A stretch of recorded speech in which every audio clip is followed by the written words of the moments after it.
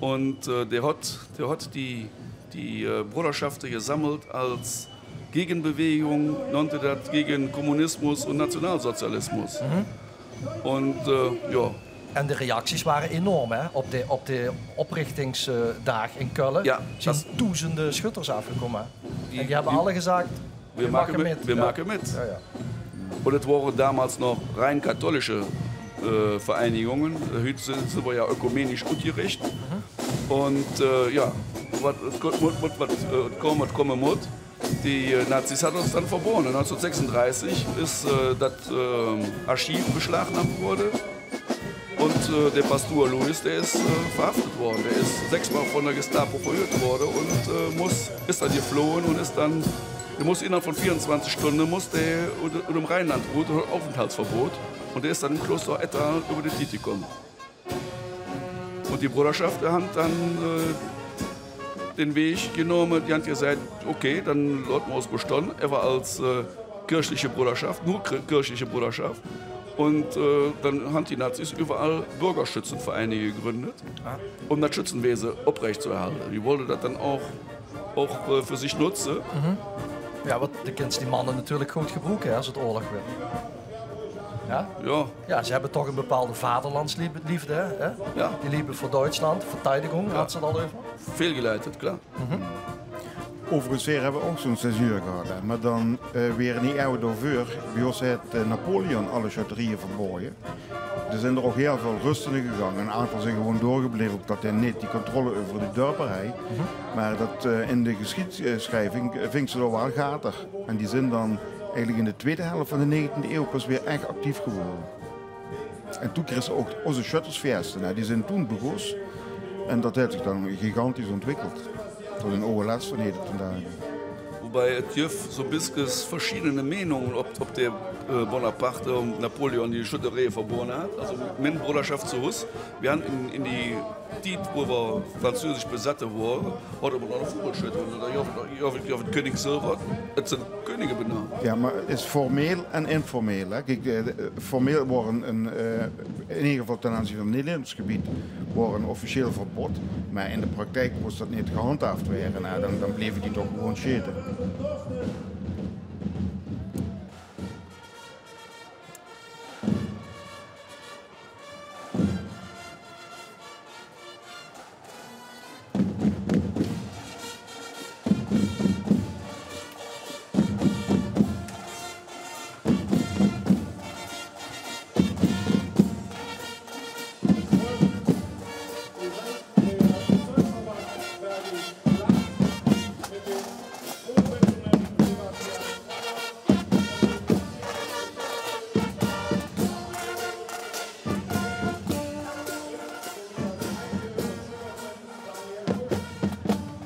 Solingen-Greefrath. Ja, Bergisches Land. Aha, dat is interessant. Dan ga je de berg op, hè? Ja, nein, das war die Grafen vom Berg. Das war das Herrschaftsgebiet von Grafen vom Berg, die in Düsseldorf sorte. Und da hieß das Bergisches Land. Und die haben auch die besondere Schützehut mit die Wehre drauf. Met de pnum.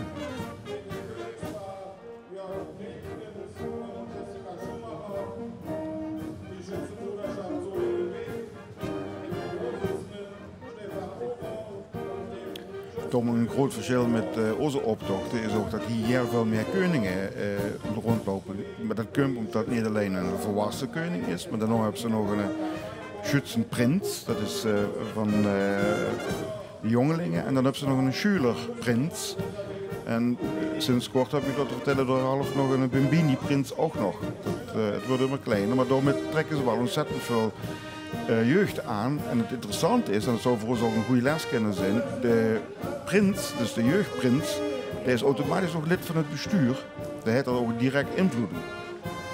Ja, wir haben für die Jugend soll mitkallen, die soll mitdoen und die sollen dann auch Verantwortung übernehmen. Und so haben sie das Gefühl, sie können jetzt mitdoen und dann kommen sie auch. Ja. Es wird ja mit der Jugend immer schwieriger, weil die so Bindungen, das ganz schwierige Sache ist mit Jungs. Die müssen Spaß dran haben, dann kommen die von allein. We luisteren naar de muziek van uit Bierten, dat is bij Xante. Ja, das Römerlager Birken. Ein Amphitheater. Amphitheater, genau.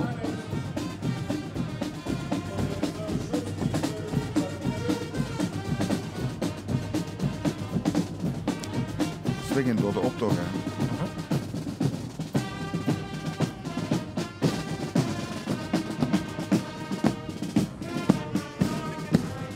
Toch Ajax wint de wereldcup, hè? Ik ook. Dat zou kennen. Maar het wordt toch steeds onwaarschijnlijk. Je moet toch zeker zeggen dat het land van Ralf iets beter in het voetbal is. Net iets beter, hè? Ik dacht het wel. We hebben op een jaar im Finale gewacht, is het ja niet gekomen. Aha. Nou ja, goed, we hebben het net over de jeugd gehad. En wat zeg maar de Nederlandse kant van de schuttersverenigingen ervan kunnen leren. Misschien kan onze OLS-president er het een en ander over zeggen. Ruud Klein is tijd bij hem. Ruud? Ja, de president van de concurrerende bond, kent ze bijna zaken, Ger Koopmans. In volle ornaat. Ja, zeker. Ik ben uitgenodigd. Prachtig om mee te zien. En concurrerend zien we niet. Als schutters onder één zien we één. Het is een verbroederingsfeest, toch? Ja, zeker. Het is natuurlijk heel uniek eigenlijk om met te maken dat hij duizenden, misschien wel tienduizenden Duitse vrienden aanwezig zien, schutters aanwezig zien om mee samen met ons te vieren. Prachtig. En wie moet ik dat bij jullie inschalen? Is dit een werkbezoek? Is het ook een beetje een excursie? Nee, het is gewoon een prachtmiddag. En ook, ik vind het wel leuk om te zien, want het is anders, veel losser als bij ons in het OLS. De zwaait niemand van hoe in de optocht, dat ken je het. Maar schreef er nog in en met? Komen er nog ideeën die dan metgenomen werden in een vergadering bij jullie of zo? Och, er zijn natuurlijk al schutters van ons in Duitsland geweest en zo. Die hebben dat dukker gezien. Voor mij is het nieuw.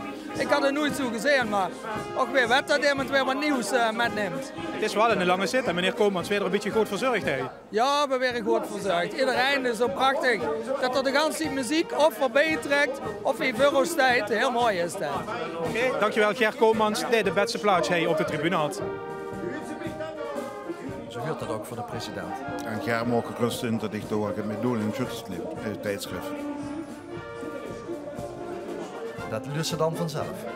Dat zijn die van Haanrade, Gregorius en Sint-Cecilia Eigelshoven. Die zitten bijeen, die op de meert, onder leiding van Jens Gaathoff. Dat is een Belgische dirigent. En die vult de muzikale gaten op. Dat klinkt een beetje oneerbiedig.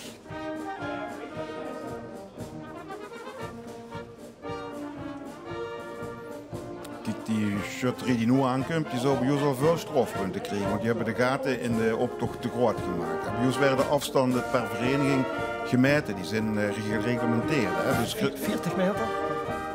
Ja, maximaal. Hè. Minimaal 40 en maximaal 60 of 80. Oké.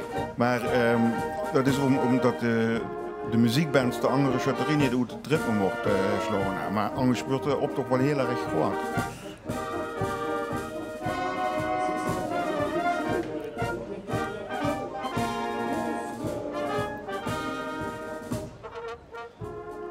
Sind, dass die Schütter jetzt einen kleinen Pause machen, weil sie von der Bevölkerung mit Bier und mit Schnäpskes verzorgd werden. Ja, nou, ik kan zeker zeggen dat ze niet 100% nuchter allemaal in de optocht zitten. Want ik heb al wat beer voorbij zien komen vanmorgen ook. Ruud Klein, hè? Wist je al aan beer?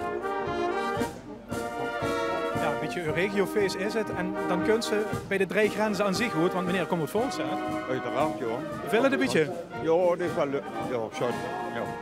Ik zie geen regenjas meer, houden we hem überhaupt bij? Want het is vanmorgen een beetje na het begonnen allemaal. Hè? Nou, ik ga wel naar een ja. Ik kan zelf toch scherm daarbij mee. Ja. Nu is het beter weer worden. Wa? En dat Polen houdt het tot 4 uur of zo? Doe dat bis 4 uur? Ja, dat zijn ze zomaar kennen.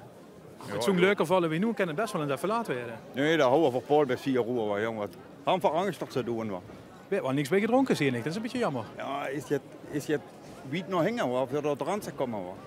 Je wilt zijn plaats niet verlezen. Als je toch gans naar boven kijkt, dan komen de volgende. Hoe weet je wie de Vulter zijn? Want die willen de plaats, willen ze die eenmaal gaan, willen ze die niet meer afgeven. Ik snap het, ook historisch gezien. Dankjewel.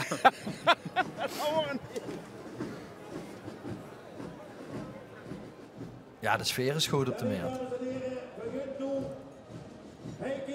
Half voor Luurtse duizenden schutters. Dit is vrijdag begos. Ik begreep dat nog niet. Iedereen natuurlijk die vandaag is gekomen al vrijdag heen was. Maar wat brengt ze de mensen onder? Ja, we hebben die Erfahrungen die letzte Jahr, dass rund das Bundesschützenfest 30, 40 Kilometer normalerweise alle Hotels ausgebückt sind. Das heißt, wir haben mehrere tausend Übernachtungen. Und die meisten kommen aber dann heute um da mit Bus angerollt. Okay. Die fahren morgens um 5, 6 Uhr los, Trier zum Beispiel, oder aus Paderborn, die haben noch einen Weg vor sich.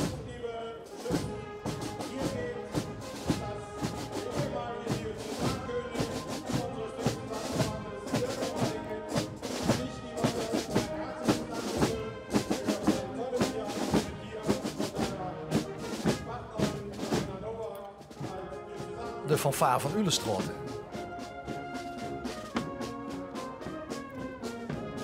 Kijk eens wat een prachtige kettingen. Dat is een ganse industrie, hè? Er moeten allemaal medailles gemaakt weer. Ja, da gibt es noch. Glücklicherweise gibt es junge Firmen, die Sachen machen. Aber die Schütze, die halten auch schön in Schuss. Und ja, die Silbersakes, die sind teilweise hunderte Jahre alt. Und früher wurde das ja jetzt angestellt, wurde das für die Bruderschaft eine Wertanlage. Das war die Kasse, das war die Bruderschaftskasse.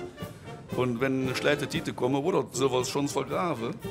Oder es wurde ein paar Silberplatten genommen, um einen neuen Waren zu kaufen. Und da haben die an der Historie nicht dran gedacht. Das Silber war mehr wert als der emotionale Wert. Verzilverd, dus letterlijk en figuurlijk. Ja, geïnvesteerd. Hè? Ja, ja. Overigens, ook in Duitsland moet het blijkbaar iedere koning een plaat aan de vereniging geven, een zilveren plaat, die dan bij het bedrijfskapitaal gaat werken.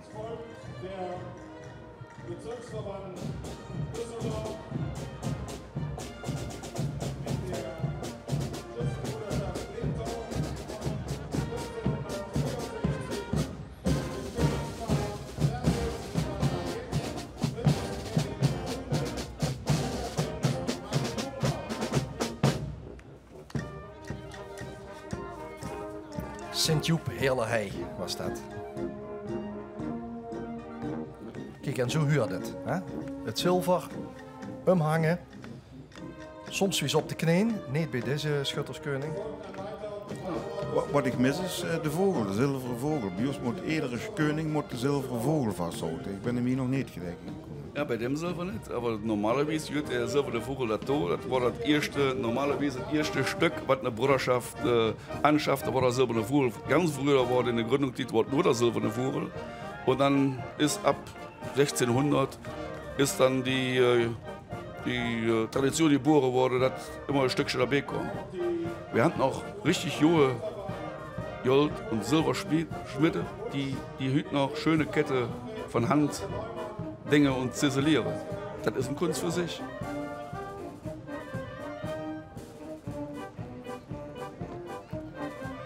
Und früher ja, wird Emaille-Techniken, die dürfen sie heute ja nicht mehr machen wegen dem Umweltschutz. Die hatten noch richtig junge Emailleure. Het bedrijfskapitaal op de bos, hè? Er is nog plaats, Jos. Overigens, ze hebben ook heel veel meer onderscheidingen dan we hebben. Hè. We hebben de Rode Leeuw en we hebben ook de lintjes, hè, die is van de koning Chris. Maar hier, de Bund heeft heel veel verschillende eretekens en rangen. Hè. Ja, alleen für Schäte, hier wird ja eine ganze Menge Disziplinen und da wollen die Schützen schon nach gute zeigen, was sie können. Und die Uniform, die Tracht, die wird dann auch ins Gebruch, um Erinnerungsstücke abzubewahren. Wenn du irgendwo im Bundesfest gewesen bist, dann geht das Festabzeichen dran und dann kann jeder sehen, ich bin gewesen in Kerkrade und han beim Bundesfest mitgenickt. Aan het nummer te zien is dit de muziekvereniging Hoed Ruiver. Sint Barbara.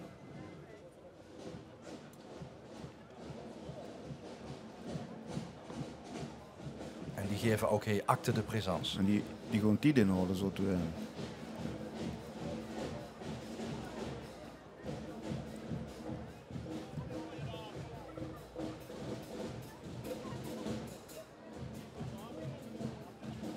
Laveren noemen we dat, hè. Ja, deutsches Bundesfest mit Limburgser Inschlag. Schön. Aber das macht doch aus. Ich finde das klasse, dass man auch von den engagiert sind. Ich sage immer, man muss over den Tellerrand kicken. Maar nu weten we ook hoeveel dat we net hebben moeten wachten. Die gewoon de verkeerde kant op. Ja, die geven nog even een kleine show natuurlijk. Ze zijn gans van Ruiver heen naartoe gekomen. Dat is toch een klein uurtje rijden. Zeker met de bus. En die willen zich laten zien natuurlijk.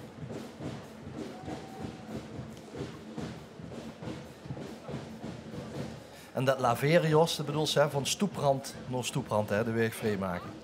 Ja, bij ons gaat dan een paard naar voren. Dus de vaandeldrager van Sint-Lambertus, Helden. Helden. En ja, die laveert dan de optocht eigenlijk open. Hè. Dus hij maakt weg vrij om dat de optocht door kan. Nach dieser gekonnten Musikeinlage folgt nun die St. Sebastianer Schützenbruderschaft Hilden von 1484 unter Brudermeister Raoul Pieske und dem Regiment Kaiserpaar Versus Druide Eichstätt mit Major Manfred Hill. Es schließt sich als nächster Bezirksverband der Bezirksverband Arnstadt an. De volgende Sint-Sebastianus. Zien we nog in Köln? In het bus ook? Genau, Köln hat viele Bruderschaften. Wir haben in Köln 340 Bruderschaftsvereine in unserem Bund. In Aachen sind das 440. Und die sind, da sind viele nach Kerkrade gekommen. Und den Abschlussrede von der St. Sebastianus-Bruderschaft Erb, die Diözesanprinzessin. Ja, die Kölsche, die verstand sich auch so ein bisschen als Kern des Bundes, weil in Köln ist der Bund beheimatet, in Köln ist er gegründet worden und dementsprechend hat die Kölsche da auch immer, sind besonders JB, wenn es noch Bundesfeste fahren wird, da kommen die. Ja, en Leverkusen, het kantoor was dicht, de plaats was dicht in het kantoor zit. Ja, das ist ook bij Köln, hè? Das ist eine Nachbarstadt von Köln und ja, wir sitzen da oben in alt Gemäuer, ein alter Vorburg der Grafen vom Berg und Ja, daar zou Ger Koopmans nog heel erg vloes op zitten. ja.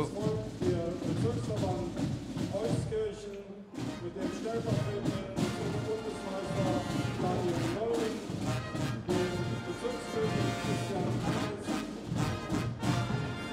Bezirkskönig Edgar Hartmann, Bezirksschützendiesel Sabine Bös.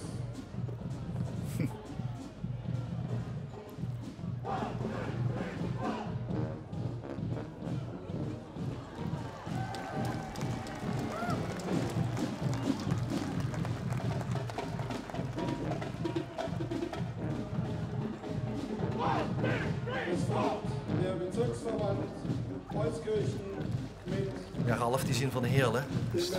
Showband Choreo. Ja, das ist der Albtraum. Das ist der Albtraum unseres Bundesorganisationsleiters. Dem Nevin Hänger staut sich der Zug. Ja, dat geloof ik, ja. Dat duurt hem te lang, hè. und der Roberto Schützenbruderschaft. Maar ja, die zien van de Heerlen, die willen zich geen kerkhooi laten zien, hè. Ja. Dat is een beetje dat water en vuur, een beetje dat Düsseldorf-Köln gevoel, hè. Oh. Jo, ich kenne das. Bei uns hier zwischen Klennebrook und Koschebrook.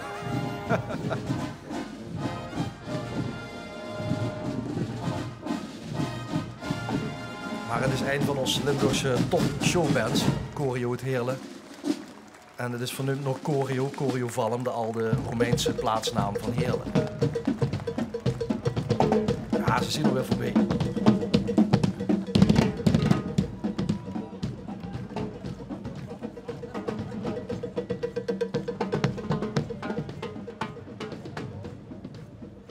Ja, Jostig is op het feit dat Ralf zeg maar in vaste dienst is van de Duitse Bond. Ja, daar zal Koopmans, de OLS-president, jaloers op kunnen zien. Absoluut. Ze hebben eigenlijk een hele organisatie, een professionele organisatie. Overigens doen ze wel hetzelfde, wat de federatie ook deed. Maar zoals de OLS-federatie in dit verband eigenlijk moeten zien als een bezirk En dat is eigenlijk een dekenaat. En de Duitse organisatiestructuur is Bund, is het gans Duitsland. Dan krijgen ze de diocese, dat is het bisdom. Daaronder krijgen ze de dekenaten, dat is dat bezirk. En dan krijgen ze de Schützenvereinen uit de dorpen. Nou, Maar jij hebt natuurlijk veel meer werk, hè? Je hebt veel meer leden. Ja. Die de ganse dag bellen. Nee, maar ook veel meer geld. Hè. Dus als al die contributies, daar kennen ze gewoon een organisatie voor optuigen. Hè. Ja, wir haben viele Läden, aber der Beitrag ist ganz so hoch. Die betalen normalerweise 60 Cent pro Jahr, pro Lid. Ist nicht veel, aber kunnen we met leven. Ja, als ze maar met genoeg best, dan is 60 cent ook wel, hè? Ja, klar. Wat ze gewoon zien, Ralf. Die kent ze allemaal, hè, die Luc. Oh, wie schön. Van Köln. Das Problem ist, die kennen mich ja alle. Ja.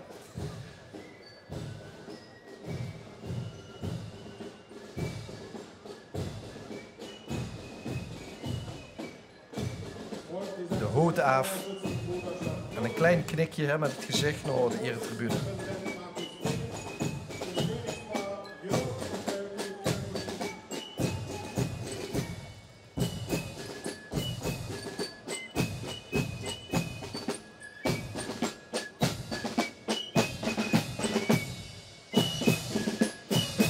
Ook de sabels neigen door de tribune. Ook de vlaggen groeten. De Bundeskoning. Uit het bisdom Paderborn, die zitten op die tribune. En dat is gisteravond in Kerkrooy gistermiddag bekendgemaakt. Hè, dat deze man uit Paderborn, de Ralf Raschke van Sint-Laurentius, uit Thule, dat hij de bondskoning is geworden. En dat soort mensen zien er ram van uit. Ja, der wird proklamiert, die Bruderschaft schreit und dann muss ich erst fassen. Der war fassungslos, der kostet nicht ahnen, weil das sind über 100 Könige, die haben geschoten. Maar de wet zag wel of ze goed geschoten hebben, zo. Ja, er wist het niet. Ja.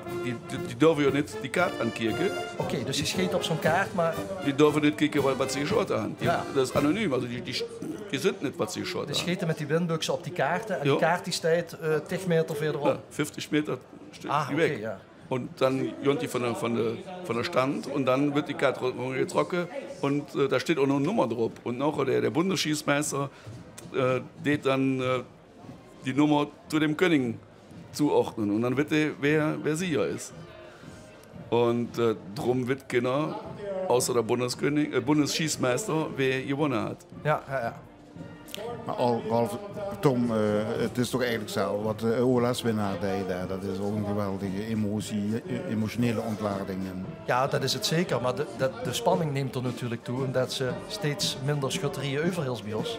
En op een gegeven moment zijn er 2 over. En dan vangen de nerven zo enorm aan dat het natuurlijk een keer bij die een of die ander misgaat. Precies. Maar overigens, wat verschil is ook dat bij hun, bij Tjete, publiek eigenlijk niet toegang heeft. En bij ons juist zoveel mogelijk. Ja. We gaan nog even naar de rand van de straat. Of naar de teek, hè. Ik weet niet waar de Ruud is. Ja, naar de teek niet, naar de stetisch kan ze wel zeggen. En wanneer ze de beste stetisch van Kerkrooy wil zijn, moesten ze op tijd komen. Wanneer ze op tijd heen is, dan ruikt hij wel naar bloemen. Nou, bloemen. Ja, maar ik ruik geen beer heen. Dat is echt een beetje te penetrant dit. Misschien uitbeeldet beer, maar het is er wel. Hij steekt ook cola, dus wat dat betreft... We worden inderdaad vreugd, hè? Ja. Waar kom je vandaan? Van Mechelen. Van Mechelen? Ja. We hebben eerst een paraplu nodig gehad voor de Rijn. En wanneer het even met zit, hebben we hem gelijk nodig voor de zon. Was zit er hij voor het ganse spektakel? Of is er een broederschap met schutterij waar aan een verbonden zit? Wie gaat dat? Nee, we zijn niet verbonden aan een broederschap. Ik ben zelf lid van de drumband van Mechelen. En die gaan samen met de drumband van Simpelveld en vele doen die met aan de optocht. En we hebben kennis gemaakt met Louis uit Koblenz. Een Schützenverein uit Koblenz. En we hebben prachtige ervaringen uitgewisseld. Ja, we hebben prachtige ervaringen uitgewisseld. En het is heel schön om dat mee te maken, om tradities uit te wisselen en te horen wie dat in ander lang, in dit geval in Duitsland, gaat, wie een Schützenverein. Maar dus hij is verlopen met, ik zie geen uniform, steeds er nog steeds is. Ja, dus ik ben wat is aan de hand? Eigenlijk Nou, ik ben een aantal jaren, precies gezegd 23 jaar lid geweest van de drum en de stammometer. Ik ben nu nog lid, als niet spelend lid. Ja. En ik doe het werkzaamheden op de achtergrond. Maar ik kom wel met jongens aanmoedigen in dit geval. Wat hadden ze nodig? Dat is zeker nodig, ja. Ja, ik nog 1 puntje van kritiek. Steeds wel met de rug naar de straat. Dat komt omdat ik nu voor een microfoon sta. Oh zo, je stond net braaf te kijken. Ik stond, ik ga nog ganz op te kennen. Zie je, bis daar met een microfoon komt, ja goed. Helaas hebben we nog geen bewijs van, Tom. Ja, dat is niet zo erg. Even luisteren naar deze vereniging.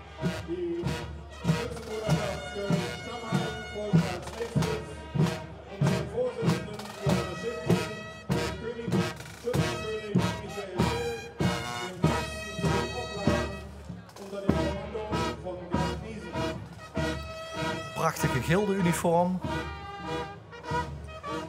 Was dat een Duitse muziekkapel of Nederlands? Heb je het herkend, Ralf? Ja, das sind Landsknecht-Uniformen gewesen. Und da gibt es einen Bund der Fanfaren und traditionellen Fanfaren und Paukenschläger. Das sind so Fanfarenzeuge, die sich traditionell ausrichten und auch traditionelle Instrumente spielen. Ohne Ventile, sondern nur mit Stoßfanfaren.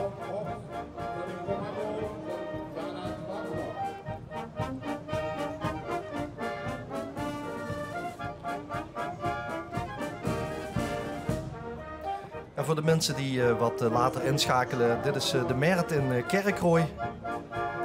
Op deze zondagmiddag, de 21 september. En we doen verslag van de Bundesschützentag 2014. Eigenlijk een jaarlijks Duits feest van de Bond van Historische Duitse Schuttersbroeders. Honderden verenigingen uit 6 bisdommen. En die zien met een hele hoop man deze kant op gekomen. Omdat er 2 Nederlandse verenigingen ook lid zijn van de bond. En een van die verenigingen, door van de voorzitter, heeft de vinger opgestoken. Wie wordt gevraagd, wie wil het organiseren in 2014? Toen stook Aanraden, de Kruisboogschutterie, Sint-Hubertus de vinger op. En daarom lopen deze mensen heen in het zundje dat er een beetje doorkomt naar wij op de Maat en Kerkrooij. Het stadhuis op de achtergrond. Het belang. En deze mensen lopen nog oren voorbij aan de tribune met de eregasten. Onder meer onze gouverneur. Ja, ik had hem nog net bij de kraag kunnen vatten, gouverneur Theo Bovens. Want je moet er wat durven, hè? Ik moet doen naar Stramprooi, dat is de herdenking 70 jaar bevrijding bij het Nukkeme monument op de grens van Bocholt en Weert. Oké, en dat is een standaard zondag van de gouverneur, dat gaat altijd zo weer? Ja, dan zien meer activiteiten tegelijkertijd. Dan moesten we af en toe een rijen proberen te knippen, dat gaat natuurlijk niet. Ik vind het jammer om hij weg te gaan aan de ene kant, omdat het natuurlijk een fantastisch feest is. Als ze gaan, het zonnetje begint juist te schijnen en dan hebben ze de hele tijd in de regen gezeten, kunnen ze nu weg. Maar je had er het ervaren? Dit is een beetje anders dan het OLS, het gaat losser? Ja, het gaat wel losser. Het gaat gemütlicher met mij als op zijn kerkhuis te zeggen. Dat bevalt me ook wel. Ik heb met de president van de OLS, Gert Koopmans, zitten praten of er nog wat innovaties heeft gevonden voor het Olympisch Schuttersfeest. Iedereen heeft zijn eigen traditie, maar dit moet ik zeggen, bevalt me ook. Oké, ik moet snel gaan. Ik loodig de auto in en ga de stil met draaien in de motor verder. Dankjewel, veel plezier. In ieder geval plezier ook. Dankjewel. Dankjewel.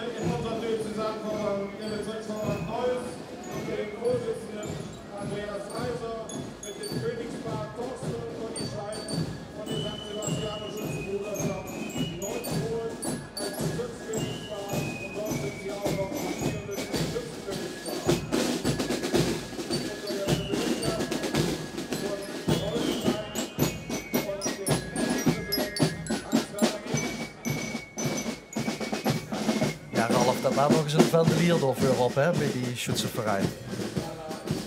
Ah, deze kent er ook wat van. Ja, das Wendelswein hat jetzt in Niederland, glaube ich, UNESCO Weltkulturerbe bekommen, habe ich jetzt gehört. Und das ist ja nicht nur ein Sport, sondern es ist eine Verehrung der Heiligen, nämlich das Urfahnenschwenken zeigt die Fesselung und Entfesselung vom heiligen Sebastian. En door hem zo hoog mogelijk in de lucht te smeten, is dat een soort eerbetoon? Of wie moet ik dat zien? Ja, das ist wahrscheinlich, nee, das ist dann, ja, die wollen zeigen, was sie können. Ne? Ja. Und dementsprechend, Jode Fähnrich, die waren nicht Falle, auch wenn sie... Nee, het is zoals acrobatiek, hè? Ja. Zijn dat ook weer wedstrijden-elementen? Werden die beoordeeld? Ja, hier nicht. Beim Jugendfest, weil Fahnenzweien ist bei uns viel junge Leute, viel Kinder. Und beim Bundesjungschützentag, das ist ein Tag nur für die Jugend, da kommen 3000 Jugendliche. Da hier wird Wettstreiten in die regionale Wettbewerbe, niederrheinische, rheinische und Münsteraner Fahnenschlag. Kijken we even naar deze muziekvereniging uit Brunsum. Bazuinenkorps Jong Leven.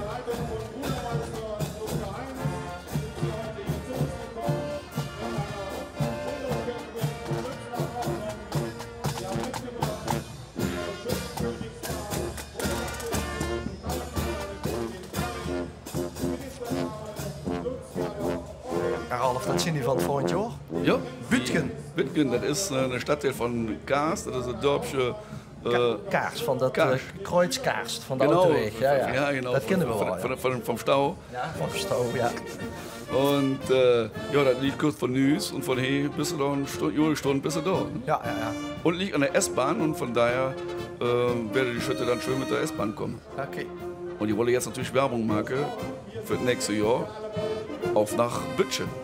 Dus het zijn de huzaren van Bütgen.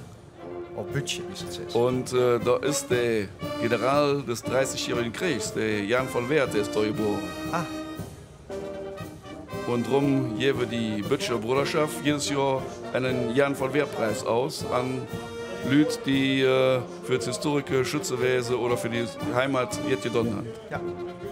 Maar de Jan van Weert komt ook terug in de Keulse vastelovend, toch? Hè? Ja.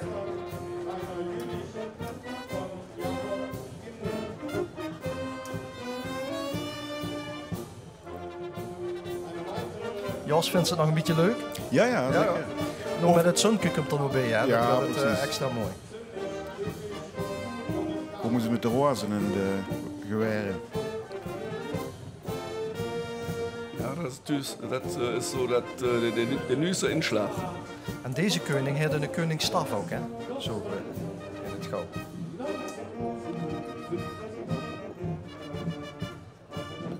Hebben ze ook weer vendeliers. Overigens, Tom, bij ons in de Oude Limburgse Federatie is dat ook in opkomst. Er is nu ook een apart wedstrijdelement van gemaakt tijdens de optocht. Ja, er wordt meer aandacht aan gegeven. Ja, hè? in Brabant en de Kempen is dat bij die gilden heel erg in. Dat zijn gigantische vendelgroepen. En in tegenstelling wat Ralf net zei, bij ons is het eigenlijk het militaire element en is het vaandel, werd al die bewegingen die ze maken, is eigenlijk wat het vaandel wordt in de oorlog een signum bellum. Dat hoeven ze commando's met. Hè? Het strijdteken. Ja. Want als dat veel, dan, ja, precies. dan was ze eraan. Hè? En de vendelier heeft dus tot taak om dat onder geen enkele omstandigheid op de grond te laten komen. En dat beelden die vendeliers uit tijdens die wedstrijden. Daar heb je support.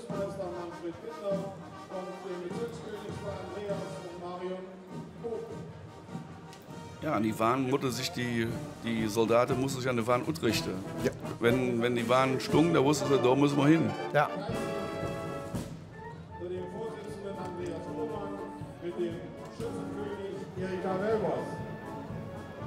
Dat is een prachtig liedje van de Blackfoes op Kullen. En dan benoemen die al die viertel en al die dorpen rondom Kullen. Dat die doorbij huren, hè? Die gehören dazu. Het Bezirksverband Rijn-Sieg. Heeft dat met Siegburg, met het klooster te maken? Met de abdij? Ja. Dat is in de nähe, hè? Das ist das Zentrum, ja. Want we hebben nogal wat dorpen, ook in Limburg, die toch bezittingen hebben gehad. Die hoorden bij de abdij van Siegburg. Zeg maar de oudste bezittingen van Strolen, bijvoorbeeld, hè, net over de grens bij Venlo. Die waren in het begin in bezit van het klooster Siegburg.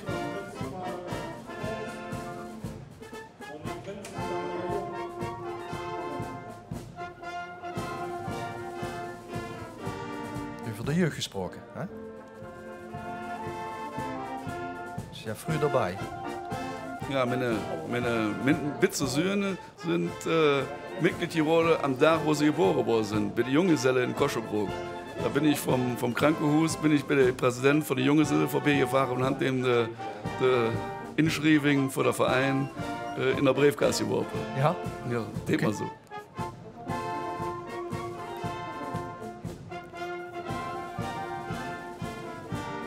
Bei uns hier wird noch rund 10, 15 Junggesellenvereine. Das waren früher die Normen wirklich nur nicht verheiratet. Und wenn du hier was hast, wird es auch der Verein gut geschmiert. Und heute haben sie da so eine Altersgrenze in ihr Boot. Nach 30 darfst du nicht mehr mitmachen.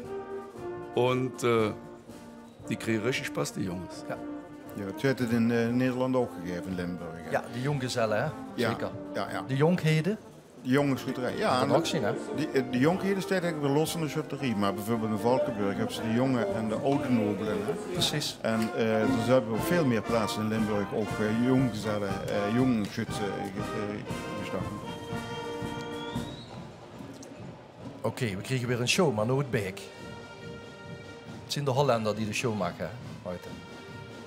Von schnellen Schrittes auf dem Weg an der Ehrentribüne vorbei.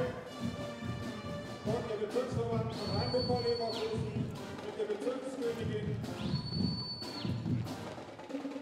Birgit Firmer und German Peter mit dem stellvertretenden Bezirksbundesmeister Matthias Delors und Alfred Eber.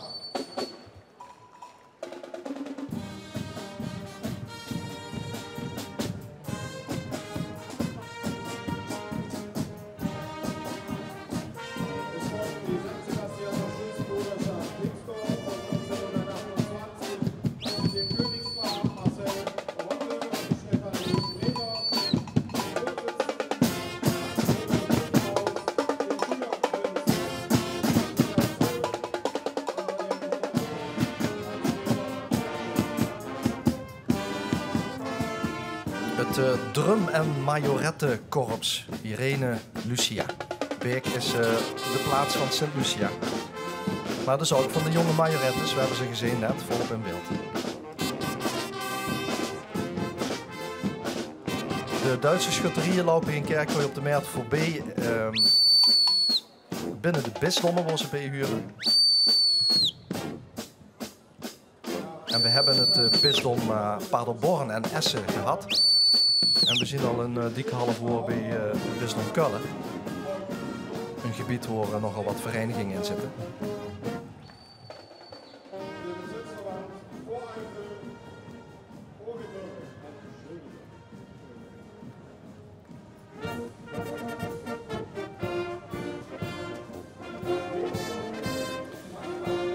En hier op de Meert werd de muzikale ondersteuning verzorgd door een combi tussen Hermanie, Sint-Gregorius, Haanrade en Sint-Cecilia Egelshoven.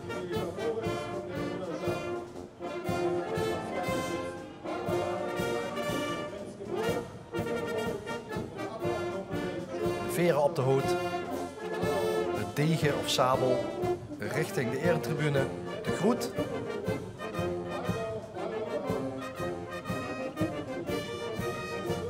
En zoals ze bij ons wel eens dat binnen zo'n vereniging de vrouwen de rol hebben van marketenster of koningin. En heel af en toe als officier, maar dat is nog vrij weinig. Is het heeralf in Duitsland dat de ganse familie, iedereen, alle leden lopen met als ze met willen lopen. Das ist nicht so. Regional unterschiedlich. Also hier im Diözese Bistum Paderborn gibt es meistens Männerbruderschaften. Aber hier genügend Bruderschaften, ich glaube 80% nehmen auch Frauen als gleichwertig op. Und, is dat iets nieuws? Is er discussie geweest, discussie de laatste jaren? Of? Ja, hat sich so in den letzten 50 Jahren hat sich das so entwickelt. Und hier auch Bruderschaft, da ist ist die Frau König. Wir haben jetzt beim Bundeskönig Schäte, da haben wir 9 Frauen dabei. Und wir haben auch schon mehrere Diözesankönige. Aber Bundeskönigin ist noch keine geworden. Dat hat noch keine geschafft. En drukt dan de koningin zelf het zilver of laat ze dat door een man doen? Nee, dat treedt ze zelf. Dat vindt zich interessant, hè? Ja, natuurlijk. Want bij ons is dat natuurlijk ook het geval. Ik ken ook bijvoorbeeld zelfs een keizer, een vrouw die 3 keer koning heeft geschoten en door keizerin is geboren. Maar bij ons dragen ze het zilver niet. Nou, het kent wel, maar de meesten doen het niet. Het geeft toch een rel als ze de vogel vastzingen. Heel. Huh? Wat is het erop? Dat war der Bundeskönig vom letzten Jahr, der hat morgen het zilver afgenomen bekommen. Die hebben we straks zo te zien aan het begin van de uitzending. Ja. En hij is nog altijd blij en zijn vrouw ook, hè? Ja. Steuerberater. Steuerberater, ja. Nou ja, dat kan.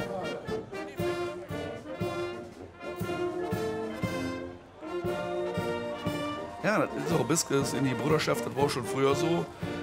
Da werden Standesunterschiede aufgehoben. Nach der Bauer kommt der Edelmann und nach der Edelmann wieder der Bauer. Und alle kriegten die gleiche Ehre durchgedeiht wie als König. Und jeder kalte sich mit Brüder an. Das waren die Brüder, die gemeinsam geviert haben. Und so wurde dann auch die Gesellschaft bis auf eine Point gestellt. Ja, de standenunterschied war weg. War weg. Dat is wie met de vastelovend, hè? Alle die gelijke kappen. Ja. 1 en 1 is 11. Egaliteit. Ja, bij ons is dat natuurlijk anders. We hebben die rangen, militaire rangen, de officieren hebben van sergeant en luitenant en tot generaal. Hè. Ja, maar goed, de kind vrachtwagenchauffeurs in de week. Tuurlijk. Maar dat vanuit het begin waren het gewoon de boeren die allemaal en die standen die doen dan eigenlijk ook uitdrukken wie die samenleving in elkaar zit. Hè.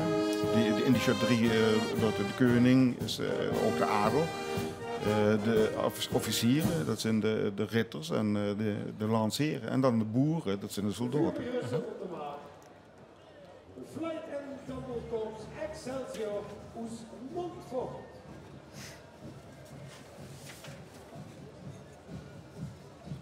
We huren de omroeper zeggen dat die van Montfort eraan komen. Die zoelen lopen binnen het bisdom Münster. Maar ik heb het changement nog niet gezien. Nee, ik geloof die... Vanwege de regen en de zon lopen we een beetje door elkaar. Die passen die Musikkapelle an de Schütte aan. Dat heet, we hebben feste Kapelle für die Spitz von die Bistümer. Aber die andere Kapelle wäre so angepasst, dass sie verdeelt sind und dass jeder Schütte auch Musik hört. Okay. We kijken en luisteren naar die van Montfort.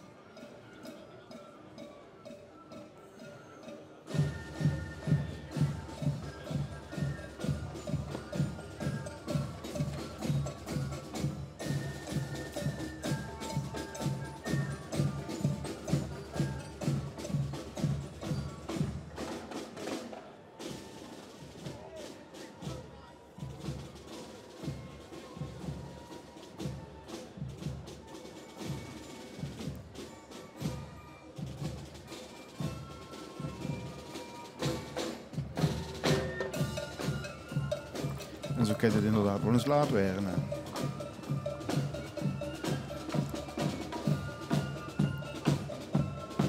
Gelukkig hebben we een eigen zender, Jos. Hoeven we niet naar Hilversum te schakelen. Zolang het nog deurt, zeg ik er even bij. Het mooie van dit is natuurlijk wel dat we verenigingen zien op de zender die we normaal in een jaar niet te zien krijgen. Ja. Behalve als je in Duitsland ook muziekverenigingen uitnodigt. Doen die dan ook dat soort taptoe-achtige? Nee, beim Bundesfest normalerweise nicht. Weil die Schütte, die jetzt dahinter stand, der ganze Fest, der Stau, der geht ja bis hinten durch. Weil Ralf ist in Schock. Nein, nicht Schock, nicht. Ich muss ja auf mich aus Zug kommen. Wir haben ja, wenn wir hier in Grenznähe sind, dann laden wir natürlich immer in.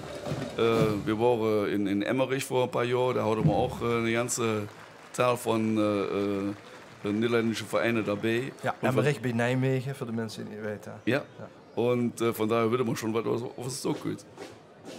Buitje.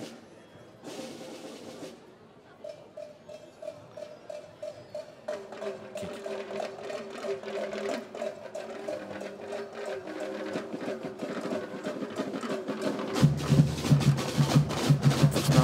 niet meer voor dat bij ons zijn. Die zijn nog niet weg. Nee. Dit is wel prachtig. Excelsior Montfort, daar kijken we nog.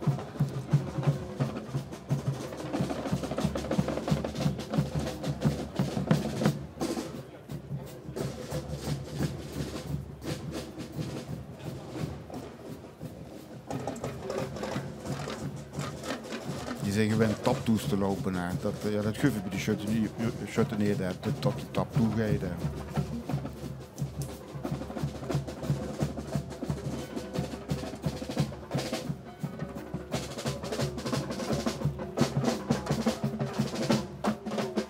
Ja, ze hebben tegen de tambourmeter gezegd, er moest heel even wat doen, maar niet te lang. En dat hebben ze zich genomen. Ja.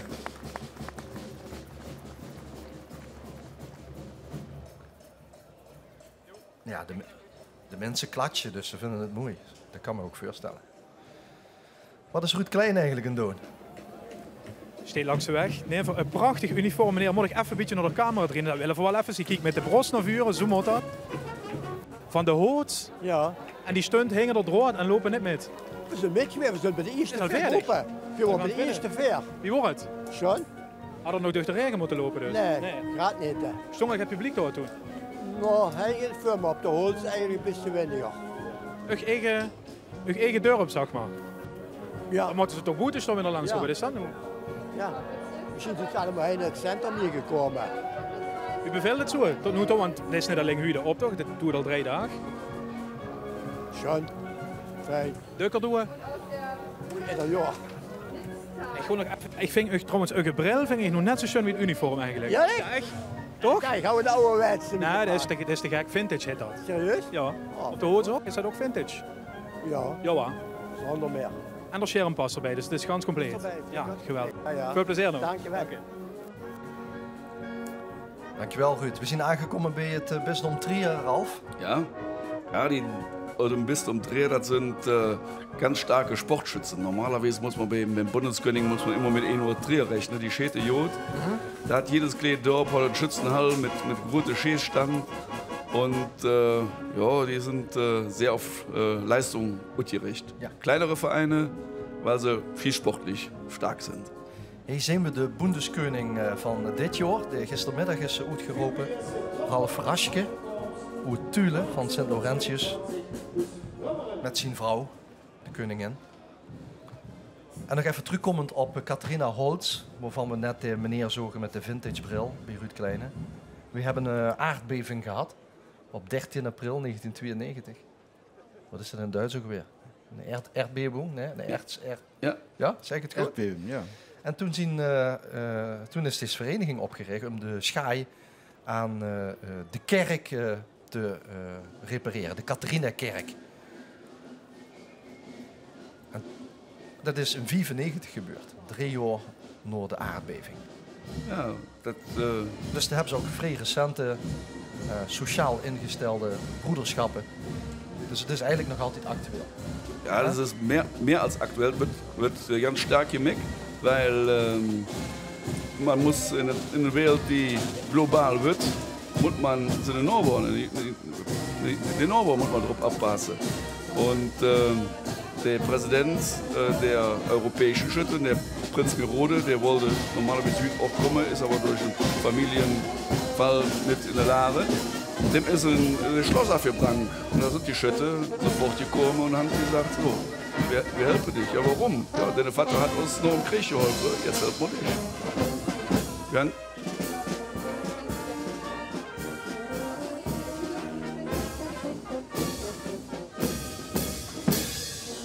Ja, weer hand. Wat wil ze zeggen, Ralf? Ja, und wir geben jedes Jahr hier haben wir eine Zusammenstellung, Ruth, wo die sozialen Werke von den Bruderschaften abgeführt werden. Und man staunt, was die alles tun. Pflege von Priestergräbern, Abbau von Kreuzwegen, Besuch von Kranken. Also es ist unerschöpflich, was da getan wird. Toch, misschien moet ik het even uitleggen. De Duitse Bond, die Duitse schutterieën, zijn anders ingedeeld dan Veer en ze hebben ook eigenlijk andere wortels. De karitatieve, dat weldadigheid is bij hun geïnstitutionaliseerd. Dat is echt van oudsher hebben alle shutters in Duitsland hebben de taak om ook goeds te doen. En ook de band met de kerk is veel intensiever dan bij ons. En de bisschoppen die hebben ook een officiële vertegenwoordiger in het bestuur en die regeren dan ook met. Dat caritatieve, dat kennen we hier in Limburg veel minder. Als veel geld zijn aan het inzamelen, gaat dat voor de uniformen of voor de muziekinstrumenten. In Brabant gaat dat wel weer heel sterk. Die Brabantse gildebroeders, die komen er veel van. Iedere soort bij elkaar en die doen dan ook eigenlijk wat we met de participatiemaatschappij willen. Die gewoon dan ouderen bezoeken en die helpen met in bejaardentehuizen en dat soort dingen.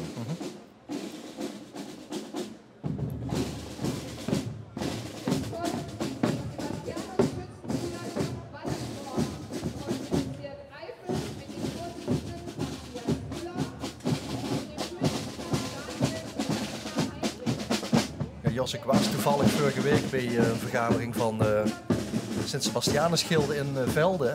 En daar zien ze zich wel avondvragen van wat moeten wij doen? Wat voor sociale taken kunnen wij oppakken?